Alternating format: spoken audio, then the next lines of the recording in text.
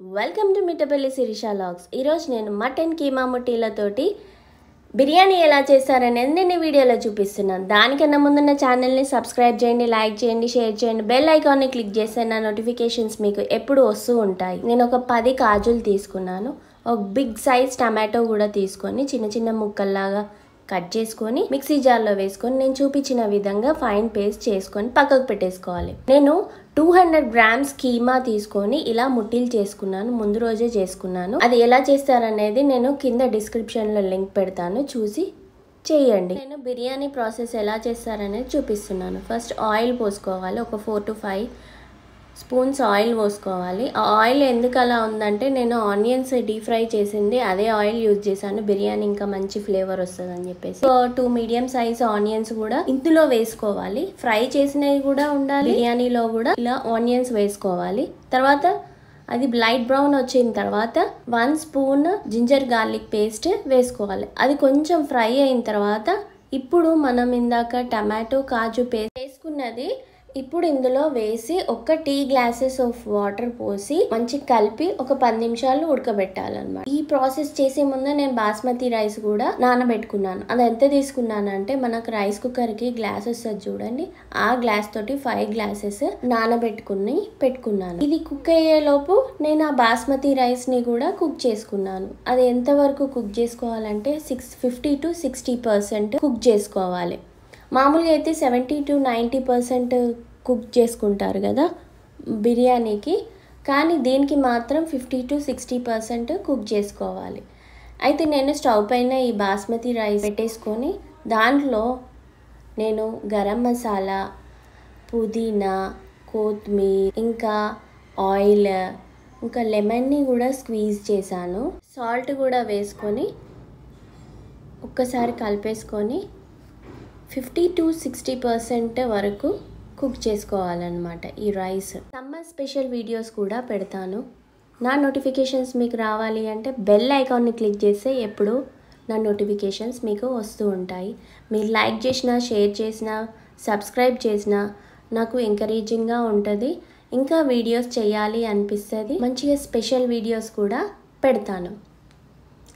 అప్పుడప్పుడు rice cook అయిందా లేదా కూడా చెక్ చేసుకోవాలి. టమాటో పేస్ట్ వేసాను కదా, అది కుక్ అయింది. దాంట్లో నేను కట్ చేసుకున్న కొత్తిమీర, పుదీనా కూడా వేసుకొని ఒక 2 నిమిషాలు ఫ్రై చేసుకోవాలి. ఇప్పుడు రైస్ని కూడా చూస్తున్నాను ఎంతవరకు కుక్ అయిందని. ఇప్పుడు చూస్తే రైస్ని ఒక పట్టుకొని చూస్తే ఈజీగా బ్రేక్ అవ్వాలి. అప్పుడు అది 50% కుక్ అయినట్టు. రైస్ బిడుసుగా ఉంది అని అంటారు చూడు, అట్లా కుక్ చేసుకోవాలన్నమాట. ఇప్పుడు నేను స్టవ్ ఆఫ్ చేసేస్తున్నాను. ఆఫ్ చేసేసుకొని వాటర్ని స్టెయిన్ చేసుకోవాలి, పక్కకు పెట్టేసుకోవాలి. ఇది దగ్గరికి అయింది కదా. ఇప్పుడు నేను పేస్ట్ వేసింది. ఇప్పుడు ఎర్రకారం 2 స్పూన్లు, జీలకర్ర పౌడర్ 1/2 స్పూన్, ధనియా powder 1 spoon, garam masala 1 spoon, salt సరిపడా వేసుకొని ఒక్కసారి 2 నిమిషాలు ఇలా కలిపేసుకొని ఇప్పుడు దీంట్లో నేను 1 కప్పు కర్డ్ కూడా వేసుకొని ఒక 2 నిమిషాలు ఫ్రై అవ్వనివ్వాలి. ఇప్పుడు కిందికి చూడండి, మీ ఫోన్లో బెల్ ఐకాన్ని క్లిక్ చేయండి, సబ్స్క్రైబ్ చేయండి, లైక్ చేయండి, షేర్ చేయండి.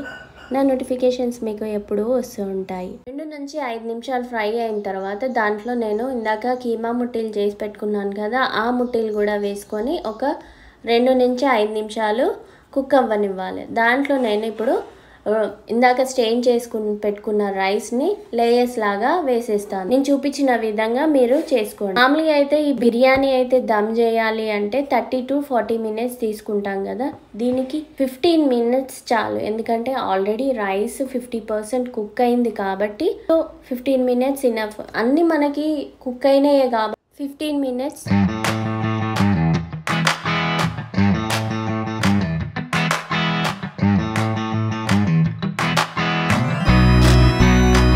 కుక్ అయింది కదా, ఇప్పుడు రైస్ని లేయర్స్ లాగా వేసుకోవాలి. ఫస్ట్ రైస్ని వేసుకొని దానిపైనుంచి పుదీనా, కొత్తిమీర కొంచెం వేసుకొని ఇంకా ఫ్రై చేసుకున్న ఆనియన్స్ కూడా వేసుకొని మళ్ళీ రైస్ని వేసి ఇంకో లేయర్ వేసి దానిపైనుంచి ఆనియన్, పుదీనా, కొత్తిమీర వేసి ఎన్ని లేయర్స్ అయితే అన్ని లేయర్ నేను చూపించిన విధంగా చేసుకోండి.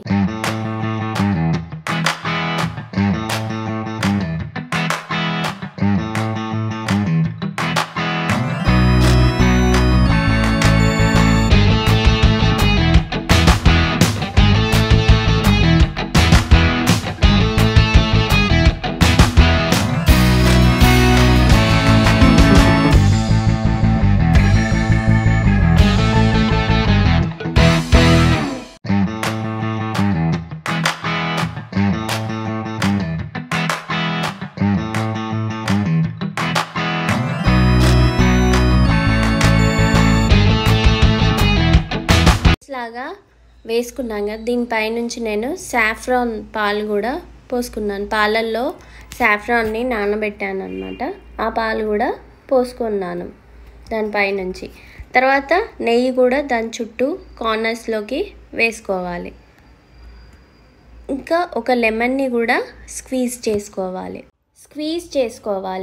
స్క్వీజ్ చేసుకున్న తర్వాత ఇప్పుడు మూత పెట్టాలి. అయితే ఆ మూత ఉట్టిగా పెట్టొద్దు, దాని చుట్టూ పిండి పెట్టిన తర్వాత అప్పుడు మూతతోటి క్లోజ్ చేయాలి. నేను చూపించిన విధంగా మీరు చేసి క్లోజ్ చేయండి.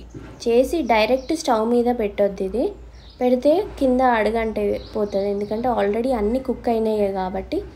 జస్ట్ దమ్ చేస్తున్నాం కాబట్టి బేస్ లాగా పెడుతున్నప్పుడే పక్కనే మందపాటి ఐరన్ ప్యాన్ ఉంటుంది కదా, అది వేడి చేసుకోవాలి, బాగా వేడి చేసుకోవాలి. ఇప్పుడు నేను చూపిస్తున్నాను చూడండి, నీళ్ళు చిలకరిస్తే వాటర్ ఎట్లా ఎవాపరేట్ అయిపోయింది, అంత వేడి కావాలి.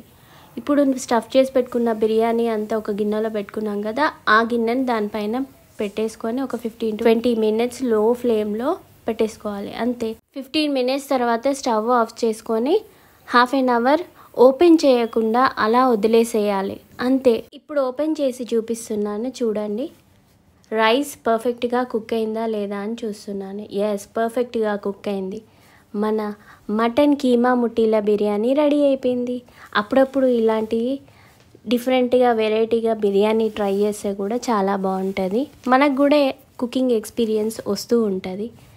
ఎలా ఉంది నా వీడియో అనేది కామెంట్ సెక్షన్లో కామెంట్ చేయండి. మర్చిపోకండి కామెంట్ చేయడము. నా వే ఆఫ్ చెప్పడం కూడా ఎలా ఉంది అనేది కామెంట్ చేయండి.